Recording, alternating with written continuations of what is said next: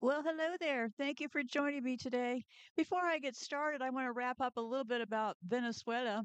Um, the oil. Well, there's several reasons for all of this. The one big reason, well, besides they're psychopaths and the U.S. wants to steal the oil, but it has to do with the Venezuelan has heavy crude oil, and that heavy crude oil just happens to be well suited for existing U.S. refineries, and that will likely go to the Gulf region. And that, of course, that oil being heavy will be loaded with sulfur. But here's what I'd like to express about all of this. In the end, this is about kill boxes and eugenics, stealing along the way. People run like their hair is on fire over mistakes, but mistakes don't matter. What matters is, did they murder enough of them? Zelensky's running around today saying, well, maybe they should take out other dictators. I think you better be very careful what you're wishing for. This is the end stage of a very vicious and aggressive empire, like nothing anybody's ever seen before. And it got best expressed. There's a quote by Curtis LeMay, General LeMay, the guy who led the bombing through Japan, Korea, and all over the place, the most ruthless person ever to run the U.S. military. But of course, Curtis LeMay did not run on his own. But a quote gets attributed to him. It goes like this: if you kill enough of them, they stop fighting. That's what this is all about. It's about eugenics. Those people in Venezuela, well, they got brown skin, don't they? Well, that's where they start, right? And then you look at the characters in charge. Stephen Miller, the guy yelling, hey, we're going to round up everybody. He's the one in charge of ICE, rounding everybody up. Well, Stephen Miller came from, well, guess what? Eastern Europe. Stephen Miller, the guy who can't let go of the Nazi slogans, who looks like he's going to do a Hitler move any second. Yeah, that guy. Same region as the rest of them. This is not a mistake. Their bloodthirstiness comes from a long line of them. But I don't have time for all of that today. I'm much more interested in this TNT business, so let me get started. About a year ago, I did a show about TNT and birth defects, because during that time, I was working on trying to figure out how all those poor babies in Iraq are coming up with all of those deformities. So I guess I just wanted to rule out TNT. And when I was looking at TNT in that show, I discovered that there had been no health studies. And then I just moved along from there. So I need to pick up the piece about this TNT. It is a big one, big one. So this episode is going to be about TNT and explosive use for more than a century, and what happens when its health effects are never fully tracked outside of war. There's a couple places I'll be talking about today. There's a place called Oak Flat in Arizona. It's a sacred Apache site. Federal protections are being challenged so large scale copper mining can move forward. Mining like this requires repeat blasting. Explosives are not incidental to the project, they're fundamental to it. So a lot of TNT will take to blow up that area over in Oak Flat, Arizona. But this isn't new. More than 100 years ago in Hetch Hetchy, I've talked about Hetch Hetchy for years now. There's a place in California that was called Hetch Hetchy Valley. It's inside Yosemite National Park. It was described as one of the most beautiful places on earth. Well, it was flooded after political resistance collapsed in the aftermath of the San Francisco earthquake. It was a protected, sacred place, and it was reframed as a necessity. And once that line was crossed, the destruction became permanent. So I'm going to be talking much more about TNT and the long-standing health emissions. And we can place Oak Flat and Hetch Hetchy side by side to show these reoccurring patterns where land is protected, access is denied until urgency, crisis, or national need makes resistance impossible. And now they're moving AI into Alaska. They're really into this copper deal. I think it's something much deeper. I think they're building a ring of fire. You heard me right. A ring of fire to surround us. Sulfur, all this stuff about brimstone, fire and brimstone. and a ring of fire. And Alaska kind of completes that ring now, doesn't it? Way up there, we got those AI centers. Yeah, we're covered. We're being covered by AI centers. Just look at the ring of fire. So anyway, so TNT, very toxic. What they're using now in places like Appalachia is that they're replacing TNT with some other cheaper things. But don't fool yourself.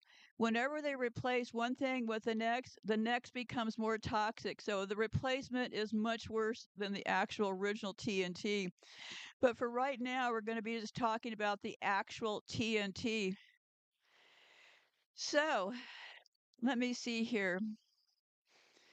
Hold on one second here. So what they're looking at is copper, okay? In this mining I'll be talking about in a bit. Copper is pretty widespread, but resistance varies by regions. Copper deposits exist across Arizona in many locations, Utah, Nevada, New Mexico, Montana, Michigan, Chile, Peru, Canada, and Australia. So the question is not where is the copper? It is where can copper be extracted with the least legal, political, and financial resistance? And Oak Flat answers that question. So, Oak Flat. Oak Flat, the land is federally owned. Big problem. Used for indigenous religious practice. It's considered culturally sacred, but not protected in the same way as private property, incorporated cities, wealthy landowners, or military installations. So the U.S. has historically treated indigenous religious land as recognizable but expendable. That is a vulnerability. So the San Carlos Apache tribe is involved in this. Sure, they can protest, they can litigate, they can appeal, but they cannot veto a congressional land transfer. This was transferred via Congress. And that's another thing that keeps coming up in the news recently. Well, I think that we need to wait and get Congress to weigh in on this Venezuela deal. Get that out of your mind. That is a no go. Donald J. Trump is a president of a corporation. The United States is, in fact, a corporation. It is also, in fact, a bankrupt corporation and has been for a very, very long time. So, this call for Congress is just sheer ignorance and a way to just divert your time and your energy. But by contrast, so anyway, so the tribe can protest and they can do all they want, but it's being held under federal law. So cities can block zoning, states can exert regulatory pressure, corporations can litigate indefinitely, wealthy landowners can stall projects for decades, but indigenous communities rarely have that leverage. So fighting a tribe is relatively low financial risk. Fighting a city, on the other hand, could be a massive political and economic risk. Fighting private landowners could be a high compensation cost. Fighting a national park constituency means sustained public backlash. So Oak Flat represents the lowest cost conflict, not the highest value copper. So what they do is they just frame these things on indigenous land. They say, well, national security, clean energy, AI infrastructure, or critical minerals. They have historically overridden indigenous claims more easily than private land rights, commercial contracts, or international treaties that have actual teeth. It's not persuasion, it's leverage. So, because they've done it in the past, it'll be quicker this time. Once land transfers like Oak Flat become normalized, agencies rely on the president. Courts defer to Congress. Extraordinary becomes administrative. And this is the exact same thing that happened with these dam projects. And I'll be getting back about the dam problems in Iran. Iran is now out of water. They're talking about moving a great part of the population because of these dam projects. Also, the uranium mining on reservations, waste disposal, and military testing grounds. So, Oak Flat is not the first. So, So copper elsewhere is harder. Copper under Phoenix suburbs, Scottsdale, wealthy ranch land, military adjacent zones, or tourist regions would trigger eminent domain battles, massive compensation, political revolt, media saturation, elite legal resistance. But that resistance goes away when you talk about native Indians, right? So Oak Flat has copper, but copper is everywhere. What's rare is land where resistance can be overridden. Copper didn't put Oak Flat in the crosshairs, the power imbalance did. So this follows all of the exact same patterns. Extraction doesn't follow minerals alone, it follows the path of least resistance. And that path has repeatedly run through indigenous land. So they're having a big legal fight. Not going to get into the whole thing right now, but it's a pretty big deal. They're trying to destroy that land. Now, in the case of San Francisco with Hetch Hetchy, for years they wanted to take the water from Hetch Hetchy for San Francisco. They never could get it approved. Then, wow, all of a sudden they had the San Francisco earthquake. And then they claimed they didn't have enough water to put out the fire. So then the Hetch Hetchy came back into play. And then they said, well, we better open up Hetch Hetchy because look what happened during the earthquake. Well, a few things I'd like to point out. That earthquake is not what people think. I've talked endlessly about that earthquake. That was done with dynamite and thermite. 100% full stop. It was not an actual earthquake. They were actually throwing dynamite into the fire to further blow things up. Their own historians have covered this, and they were kind of surprised, saying, "Well, I think they made a mistake." No, that was on purpose. A lot of people also lost their land during that little incident they pulled in San Francisco. So yeah, they pulled the whole Hetch Hetchy thing by having the earthquake happen in San Francisco, or the fake earthquake, and then they could move in and say, "Oh, I didn't have enough water. Now we got to grab Hetch Hetchy," and that's how they actually got their hands on it. So this oak deal to me is a repeat of what they did for Hetch Hetchy. Now another thing to consider, maybe what they're doing is they're also burying old history. Don't know about that. I think it's just theft all the way around.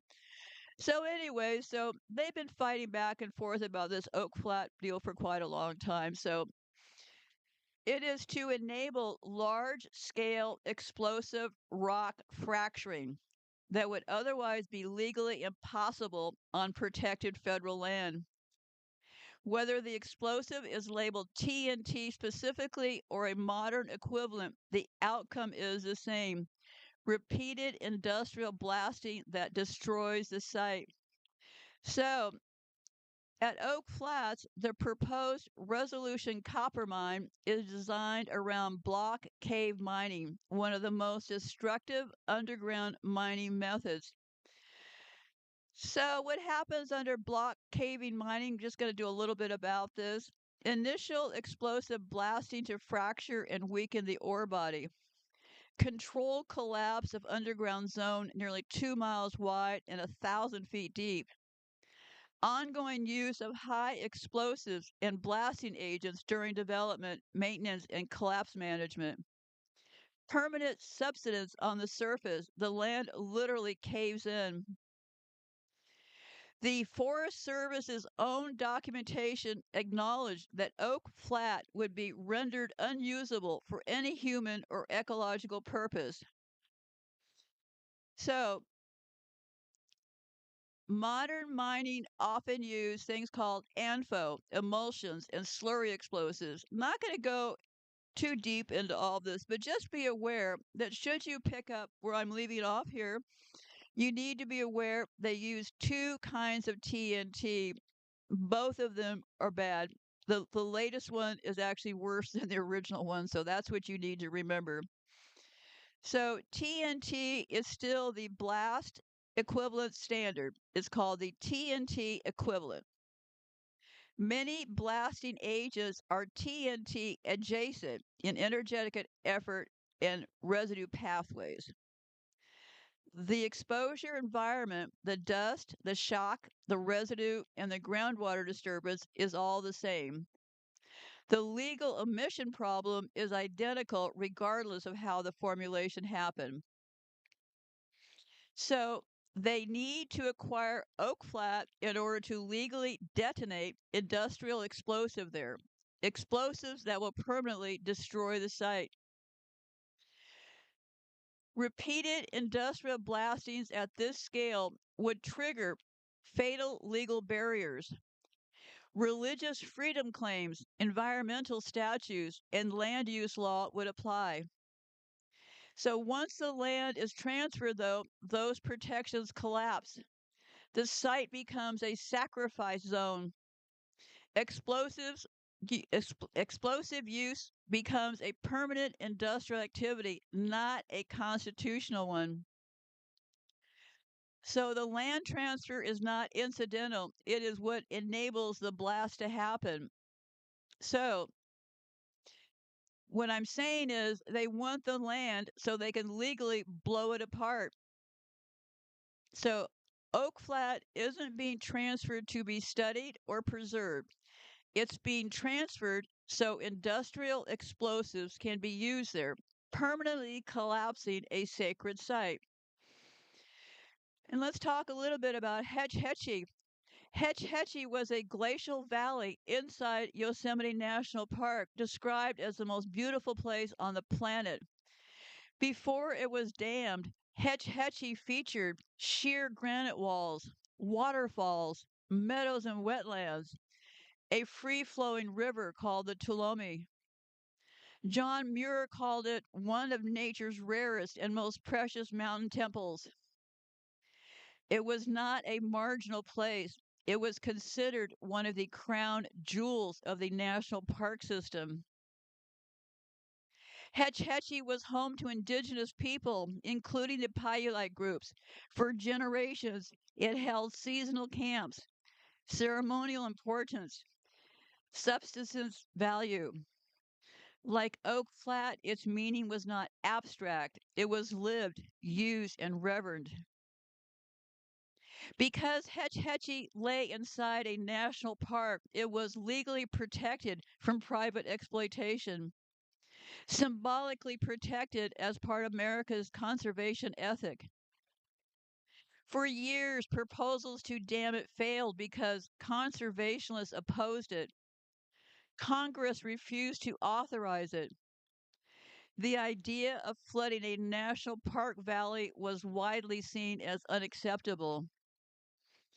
And after the 1906 San Francisco earthquake, the political frame shifted. San Francisco urgently needed water, fire suppression, infrastructure resilience. So Hetch Hetchy was recast from a sacred, irreplaceable valley to an unused resource needed to save a city. So in 1913, Congress passed the Raker Act authorizing the dam. The valley was then flooded permanently. So the parallel is something you need to understand. In both cases, the land itself was the obstacle, and the crisis was the key to removing that obstacle. Hetch Hetchy established an early U.S. precedent. Protected land can be sacrificed if the need is framed as essential. Once that precedent exists, it gets reused on dams, mines, military sites, energy corridors, and strategic mineral projects. The name changes, but the logic remains the same. So Hetch Hetchy was a sacred, protected valley inside a national park. It was opposed for years, approved only after disaster reframed the debate, permanently destroyed that infrastructure. It sounds like Oak Flat to me is the same story, but a century earlier. What it taught the United States was Hetch Hetchy taught the United States that sacred land could be taken if the crisis was big enough, and that lesson was never unlearned. So after the earthquake destroyed the city, or the the thermite and the bombs really the dynamite and the bombs, they were throwing dynamite all over that city. It created the emergency narrative. Political resistance collapsed, and the project was approved under conditions that would not have passed before him. Just like they passed all the 9/11 laws right after somebody happened to bomb New York. Hey, imagine that, right? Or those planes blew into the place. I get confused. So much war, so much crime, so much death. Got to give me a little room for confusion here. So yeah, just like after 9/11, they already had the all those acts that they enforce on us now, all these terrorist acts. Right now they're calling US citizens like myself terrorists. All those acts came out of 9/11 because we had to stop those Muslims. Those Muslims had to be brought down. Yeah, that was all 9/11. Emergencies and coming up with terrorizing new events is a pattern with these people. So, they used the earthquake that was completely created, and then they used that Raker Act to say that they got the land. But actually, legally, they didn't steal that land. Congress authorized it. So the valley was then permanently flooded. All of that was lost. So bye bye, Hetch Hetchy. Bye bye, reality. And there's something we need to talk about before I get started here. What is driving all this stuff legally? Now, you might think, well, hey, we already know this stuff. Don't bother me with those details. Well, I look because I don't know. I'm willing to admit I only do research because I don't know. Why on earth would I be doing all of this work if I already knew all of this stuff? That would be kind of crazy, even for somebody like me, right? People have said that to me over the years. They thought that I was just telling you things that I already knew about. No, I'm telling you things that I'm learning about, and I hope they're things that you might want to know about yourself. So let's talk about how these laws work. And I knew nothing about tort law, TORT law. Tort law is the area of law that deals with civil wrongs, harm caused by one party to another that is not a criminal offense and not a breach of contract. But, I got to say, I have no legal background, but I got to say, it seems to me that using tort law in these cases is a stretch because these are, in fact, criminal offenses, and I will die on this hill.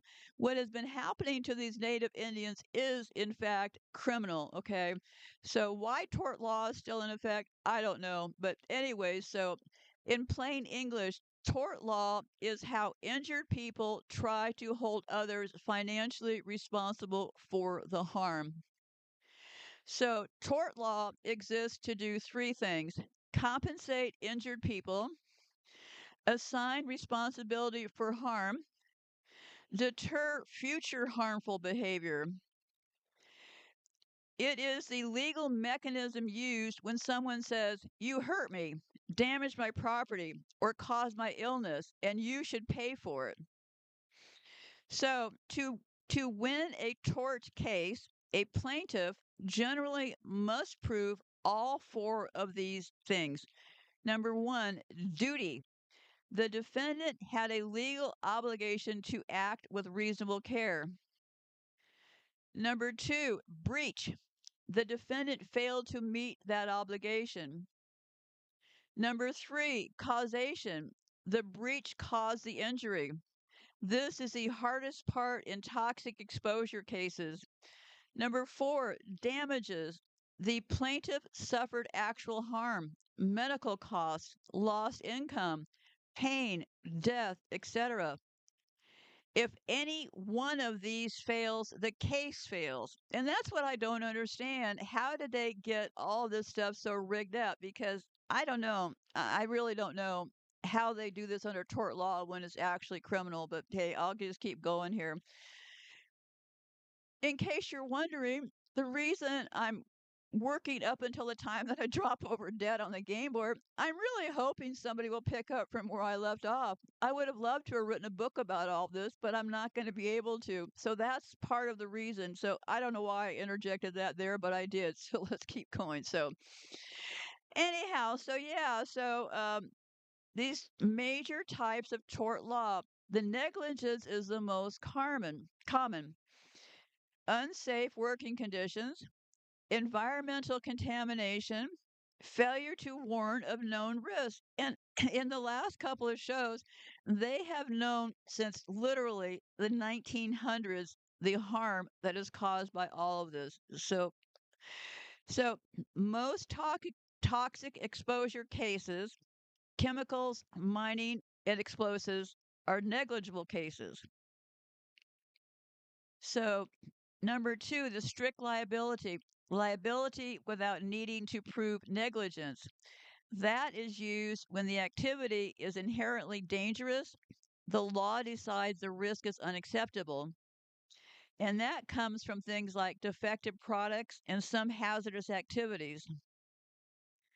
So, explosives can trigger strict liability, but often only for accidents, not for chronic poisoning. So, the product liability, harm caused by a defective product. Three theories: design defect, manufacturing defect, or failure to warn. And here again, they knew this stuff for years. Explosive cases often fail here because TNT is classified as a regulated weapon, not a consumer product. And that's where it gets crazy because TNT is actually classified as a regulated weapon, yet there's no studies on it. And it's just out there being used, right? So it is actually a regulated weapon, is what it is called. So, and then the intentional torts, deliberate harm, assault, battery, false imprisonment. It's rare in industrial exposure cases because intent is difficult to prove.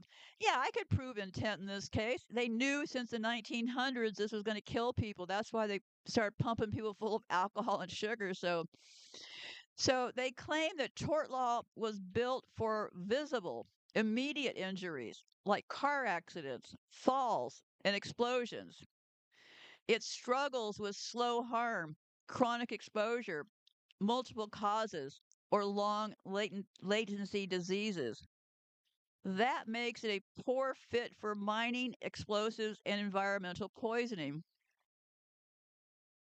because courts usually require scientific proof, such as dose response relationships, exposure thresholds, epidemiology studies, recognized toxicology models. If those do not exist, the defendants can argue, well, no established causal link.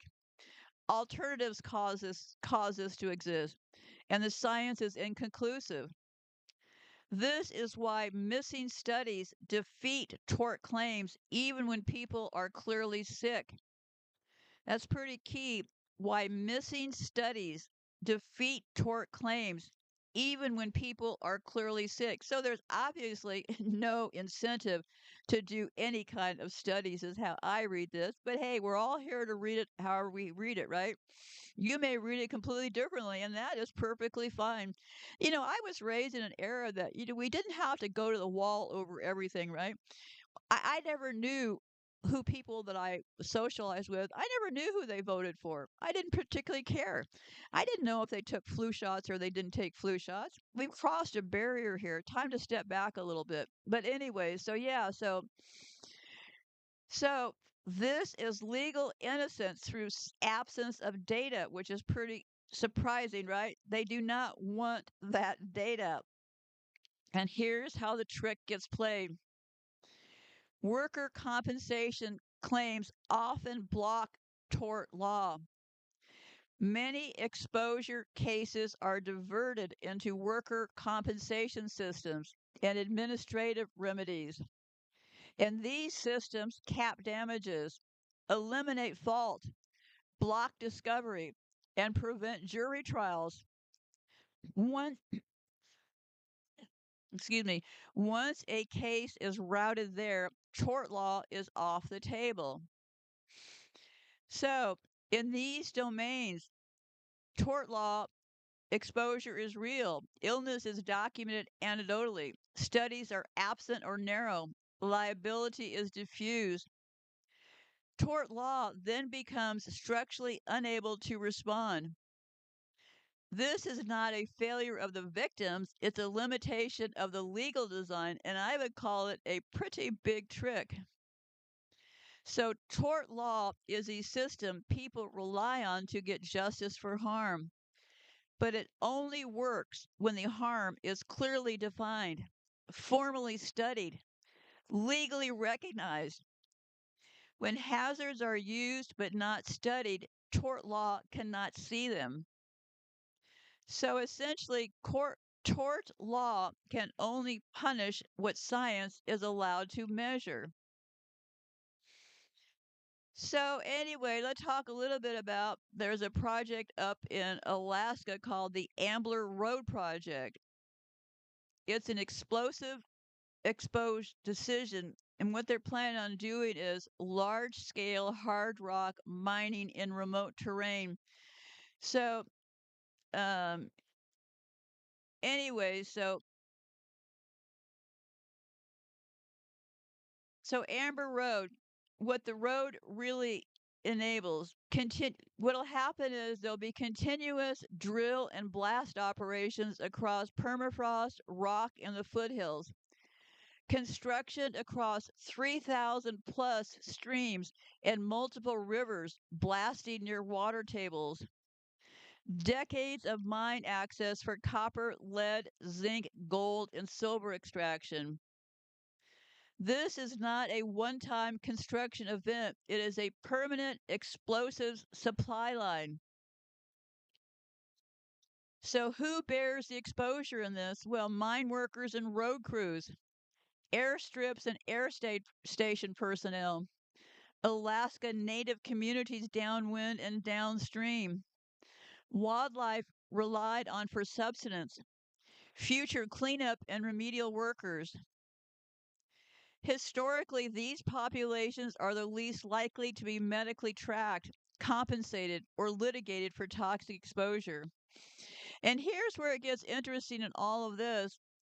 When they do all of this cracking and stuff, people get liver issues.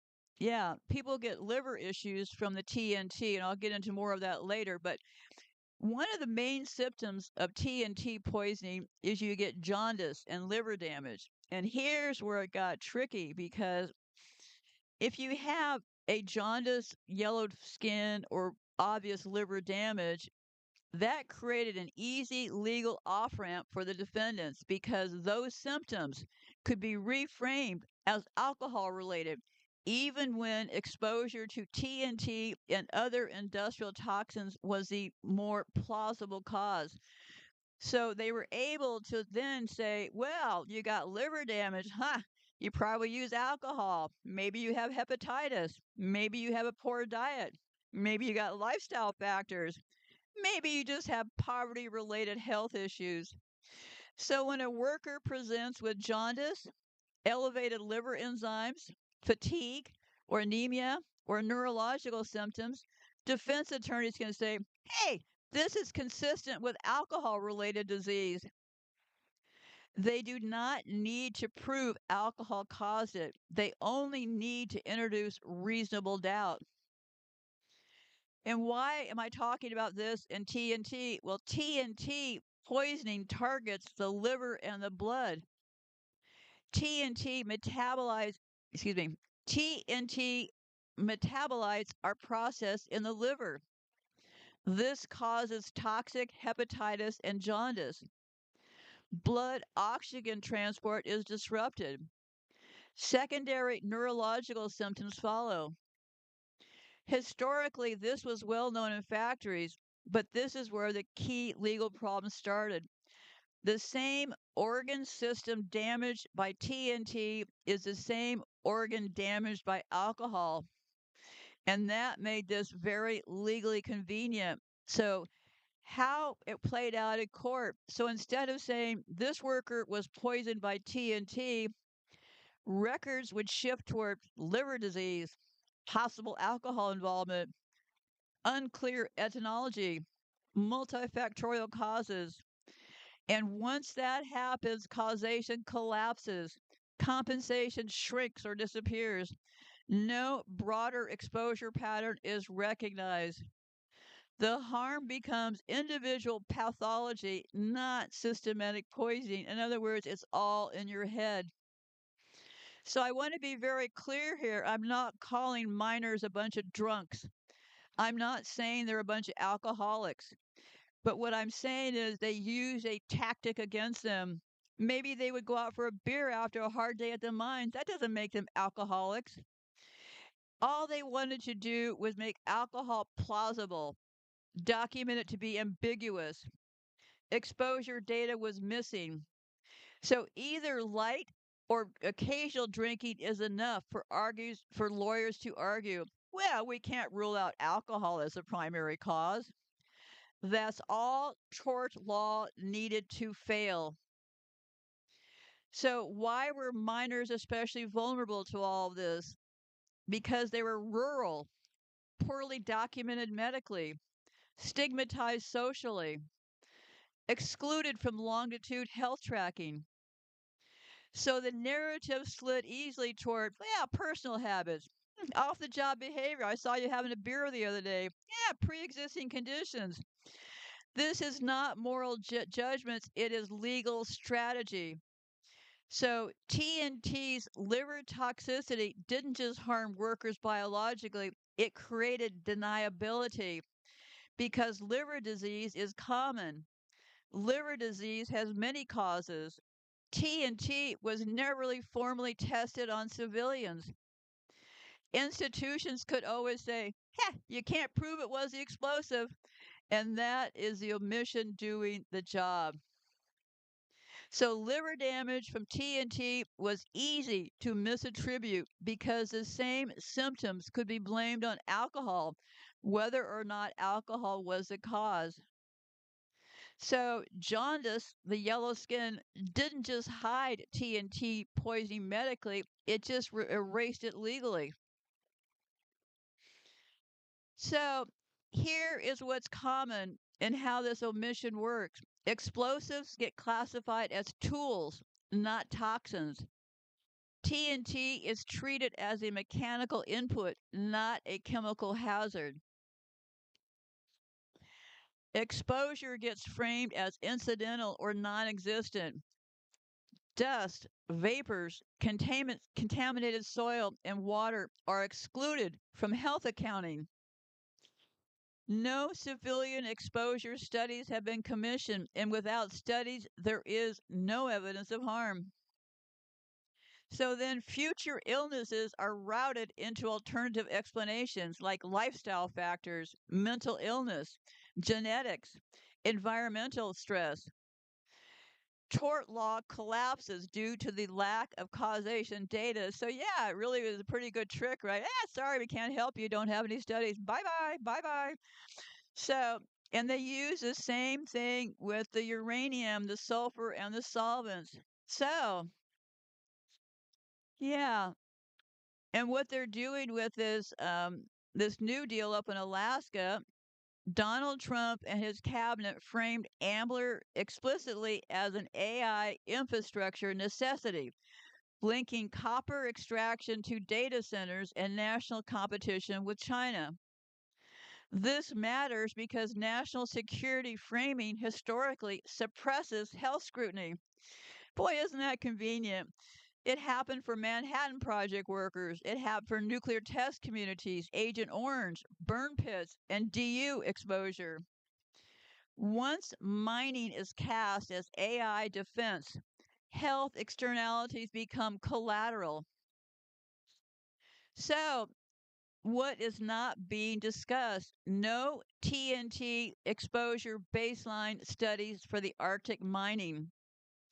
No reproductive or developmental monitoring for nearby communities. No cumulative explosive accounting over the mine's lifespan. No comparison to sulfur or uranium exposure frameworks. No long term neurotoxicity or carcinogen tracking. Yet TNT is chemically active, biologically disruptive, persistent in soil and sediment, known to bioaccumulate in ecosystems.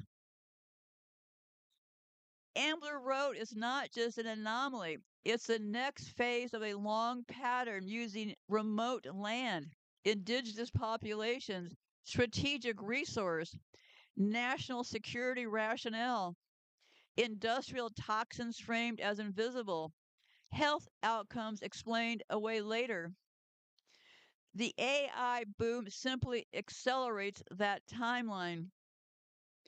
So, if the U.S. dramatically expands mining to feed AI and data center infrastructure, TNT exposure will rise sharply, especially in places where people are least protected, health effects are least studied, and legal remedies are the weakest.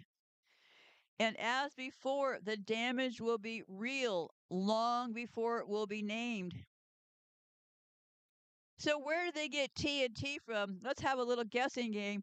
Do you think they got it from Russia, China, Poland, or Germany? Ding, ding, ding if you said Germany.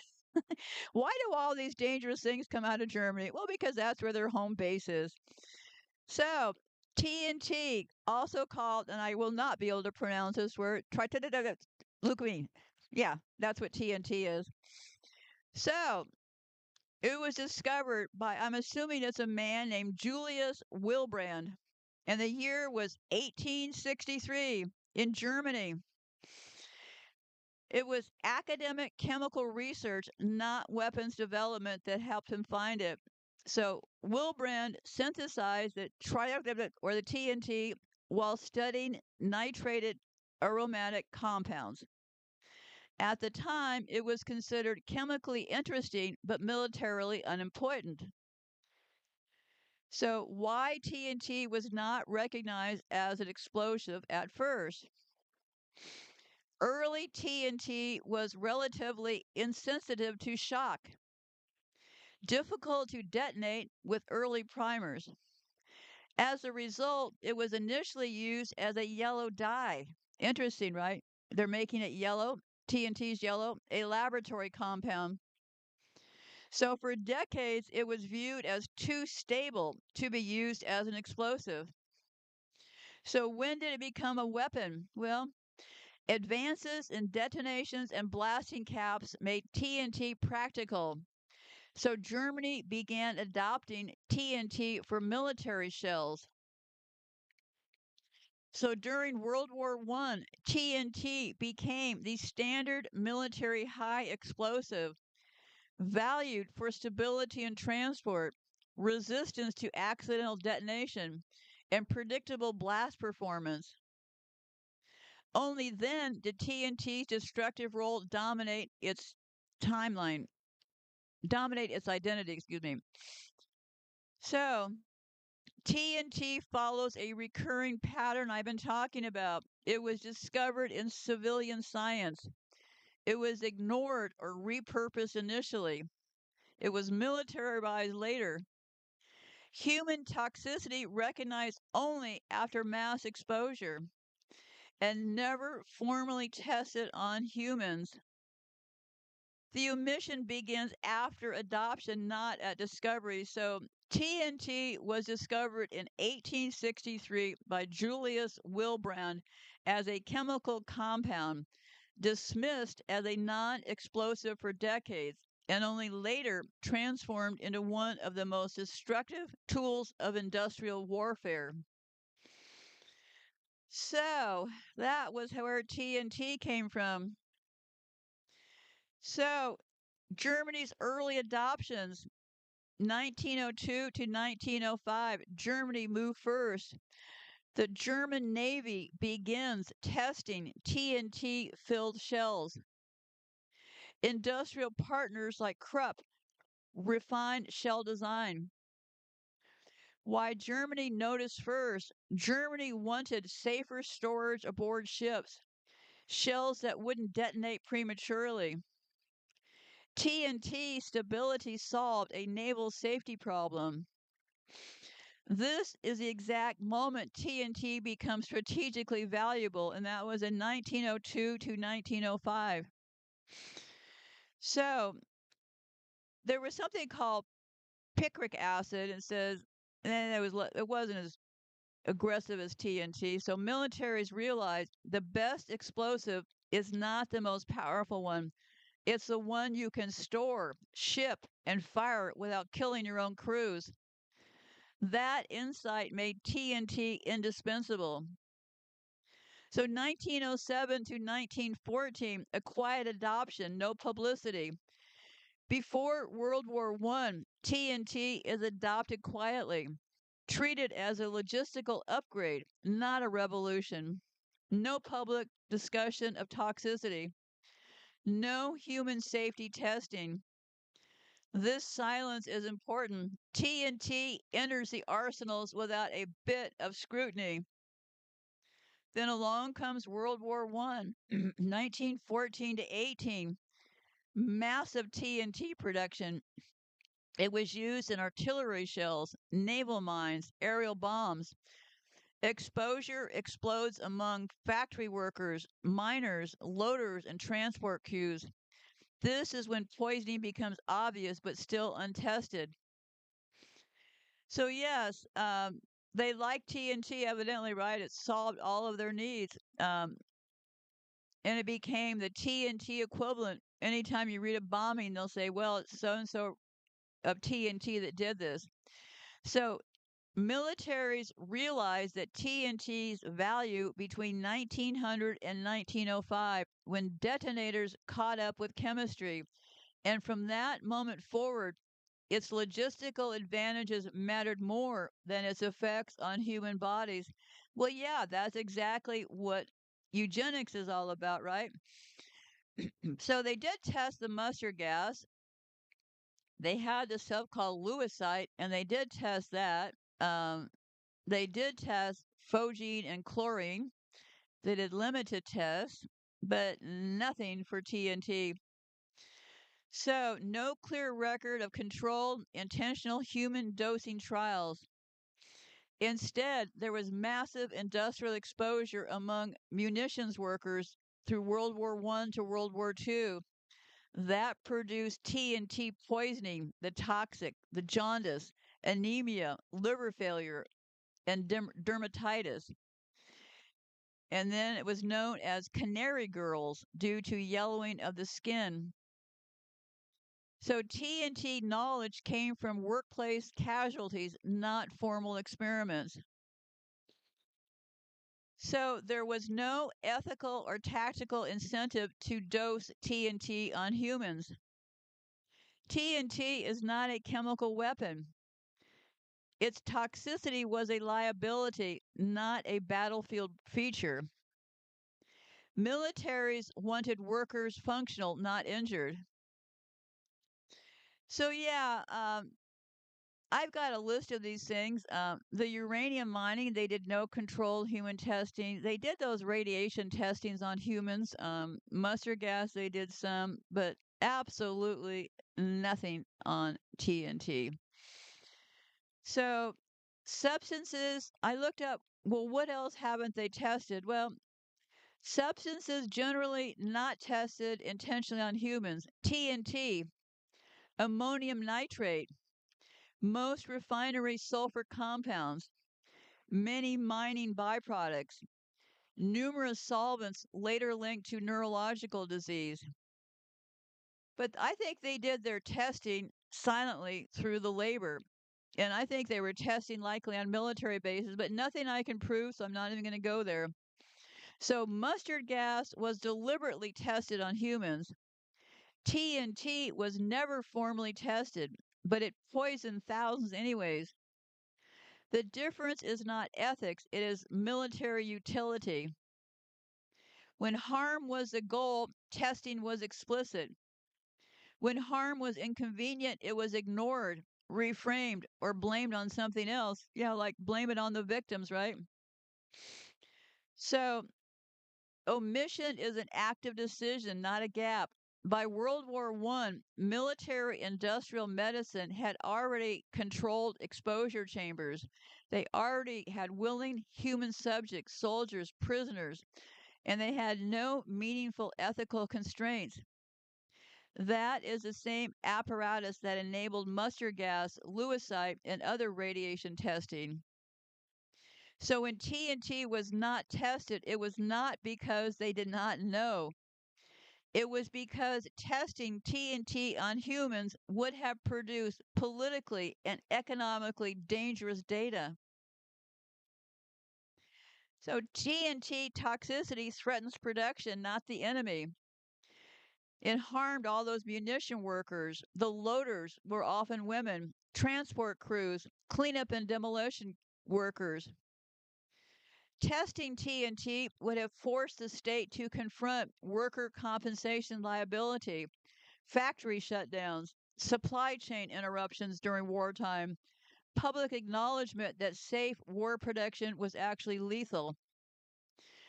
In contrast, mustard gas testing served the war effort.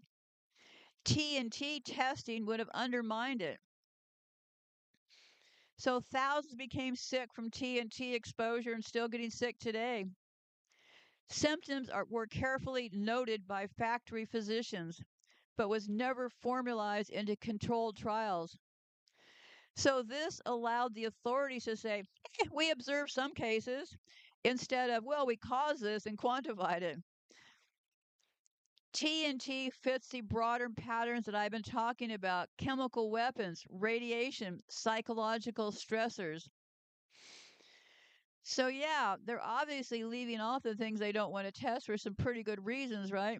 By not testing TNT, no dose threshold exists.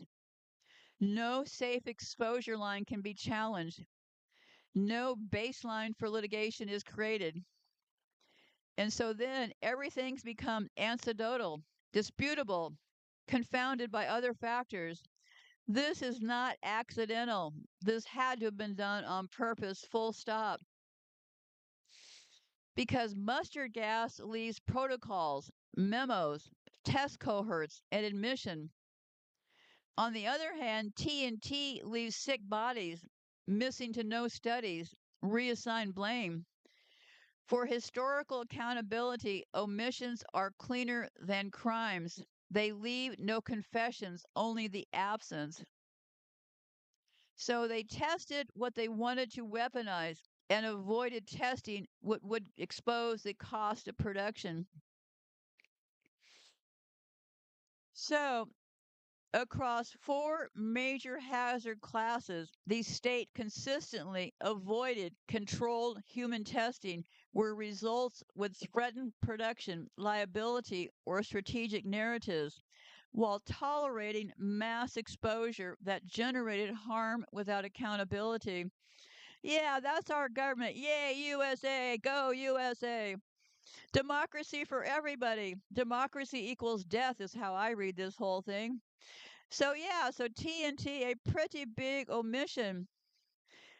They knew that TNT caused liver failure, anemia, and neurological symptoms.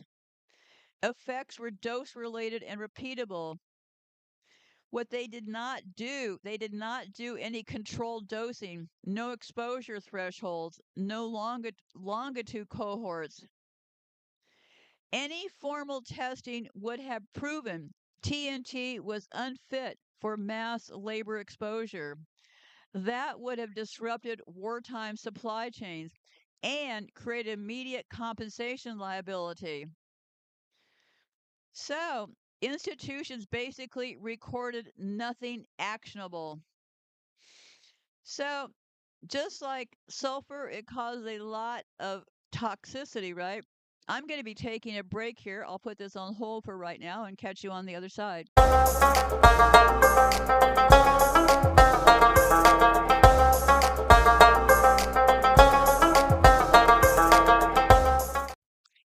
Okay, I'm back and I can see a path forward. So let's wrap this up.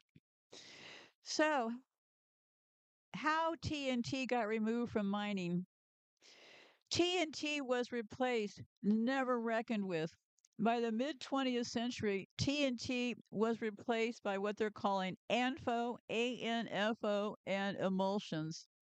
Like I said earlier, more dangerous actually than TMT, but here's why: because industry framed this as a cost and efficiency move.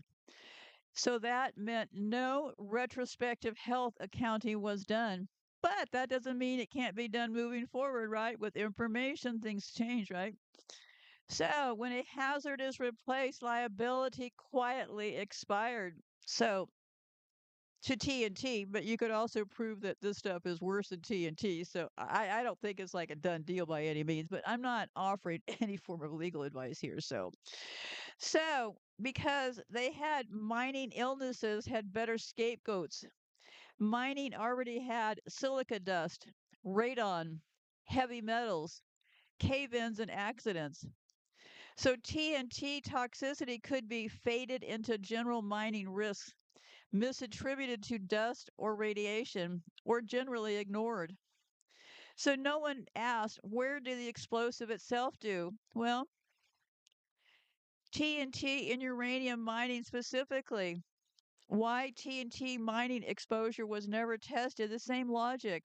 Testing would have implicated the mining companies. It would have involved the wartime and Cold War supply chains and all that secrecy. Mining labor, of course, was replaceable, rural, often indigenous and immigrant. TNT harm was just plain old inconvenient, so it just had to go away thanks to a lot of legal wranglings, right? So, why Native American exposure was still different? Even with TNT used in the mining, TNT was one component. Uranium and sulfur chemistry dominated. Community wide exposure came from the tailings, the water contamination, the milling, and the long term residents. TNT contributed at the worker level, not at the population level, and that distinction mattered legally. So TNT was used to open the rock, uranium, and sulfur poisoned what came out, and the law chose to see only one of them. But in legal history, all illnesses collapsed into radon. If you haven't listened to my last couple shows, you're going to be lost on all of this, but I really can't repeat all of that. So everything collapsed into a diagnosis of it had to be radon. So TNT vanished from the actual causes. So mining shows us that TNT was not just a weapon, it was a production toxin. Its omission follows the same pattern as sulfur and uranium chemistry. The exposure existed, the studies did not. So that meant the liability never formed. And I want to talk to you a little bit about Iraq because I started this whole TNT deal with looking into the children in Iraq. And I want to clarify some things. Iraq had depleted uranium and they also had birth defects. And I had this question I just was wondering about, well, what could it be, right? Well, I recently discovered in the last show or two that it was likely those burn pits that got them. But the burn pits are likely only one element. So Iraq had massive depleted uranium in the area. They had a lot of contamination from the depleted uranium, especially after 1991 and 2003. The soils were tested in multiple locations, and I have all of this also on my website. I did a complete page on this Iraq situation. So, what they found were TNT residues were present in some areas, but they were not dominant. They were not treated as a primary causal agent. So the birth defect signal aligns far more strongly with heavy metal contamination, like from the uranium and other metals, than with it from the TNT poisoning. So they found depleted uranium in the soil dust and tissue samplings, especially around Fallujah, Basra, and southern battle zones, consistently found uranium isotopes matching depleted uranium. Elevated uranium levels in the soil, household dust, hair samples, and birth tissues. And to all of those ignorant people online saying, hey, it's all fake, to them, I say, get out of my face. You're nothing but a liar. You're supporting the system with your lies. When you're saying it's not fake, you're diminishing those poor children that are born deformed and the families that deal with them. This was not fake. It was depleted uranium that got those babies. and the Iraqi people. So I would have to assume that the people in Iraq who paid and did the testing on their own were all liars too, if this was all not true. Absolutely not true. It was the DU that got them. So DU, depleted uranium, acts as a heavy metal toxin. It crosses the placenta. It disrupts DNA during fetal development. And this aligns with neural tube defects, limb malformations, and cardiac abnormalities. So the short answer, explosives were used in Iraq, but marginally. And some context is specific. So TNT did trace or localize amounts. The byproducts tested there. Um, TNT showed up in crater adjacent soils, UXO fragments, and demolition rubble. When TNT, excuse me, what TNT does not explain the widespread congenital deformities, genetic damage across populations, and multi organ malformations. So TNT's toxic profile of blood and liver poisoning does not match Iraq's birth defect patterns. So, why was TNT not treated as casual even when it was present? Well, because TNT exposure tends to cause liver failure, anemia, neurological decline, adult occupational illness. And Iraq was showing signs of genetic damage, birth defects, and intergenerational effects. These outcomes close track closer from heavy metals like the uranium and the lead, radioactive particle internalization, and DNA strand disruption. So even if TNT residues existed, they were not explanatory. So why Iraq is different from the Native American uranium cases, and this matters a lot. In Iraq, they actually tested the soil. The uranium was chemically analyzed. The isotope signatures were measured. The weapon origin was identifiable. But on native lands, the soil and water testing was limited, delayed, or fragmented. Uranium was reframed as radon. Chemical toxicity was excluded. Intergenerational harm was not fully investigated. Iraq is what happens when testing is allowed. Native American cases are what happens when testing is structurally avoided. So, why depleted uranium or DU was acknowledged but TNT was not emphasized? Because DU was a new battlefield variant. It produced unprecedented birth defect rates. It left a measurable isotopic fingerprint. Whereas TNT was already normalized, it was called chemically old, easier to dismiss as transient residue. So the legal scientific system focused on the novel, not the systematic. So in Iraq, soil testing showed uranium where bodies showed genetic damage. TNT residues did exist, but they did not match the pattern of harm. So Iraq demonstrates that something critical. When testing is done, causation can be established. Imagine that, right? When causation threatens strategic doctrine, testing is narrowed or avoided. TNT disappears where it does not explain the harm. Uranium is acknowledged where it cannot be hidden. This is selective visibility, not blanket denial. When testing does not exist, the defendants can easily say, well, there's no scientifically established causal link. Not false, not provable, legal devastatingly. So, Iraq's deformed children are not a TNT story. They are a heavy metal and particle toxicity story. TNT did exist in the environment, but I don't think it was the cause. And let me explain one more thing about the word TNT before I close off here. TNT is, I can't pronounce, it's called trying to The tri means three. They love that three, don't they? They almost have their hands permanently locked into that pyramid signal. You know that pyramid those gypsies built? The tri means three. The nitro means nitro groups. And the toluene means the hydrocarbon base derived from petroleum coal tar. Everything comes from petroleum, doesn't it? So literally, tricholine, the toluene with three nitro groups attached. So TNT is simply the shortened industrial name.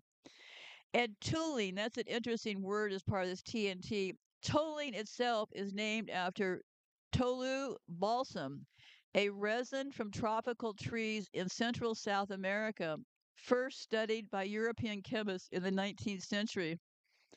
Later, toluene became a coal tar byproduct, then a petroleum refining product. This is why TNT's supply chain is fundamentally tied to fossil fuels, refineries, acid chemistry, nitric plus sulfuric acid. So, what does TNT not mean? It is not an acronym for dynamite or explosion. It has no mythical, symbolic, or logistic meaning that I could find. It was never named to describe its effects. Unlike mustard gas, which was named for the smell, physogene is Greek for born of light. Napalm is a chemical blend name with branding intent.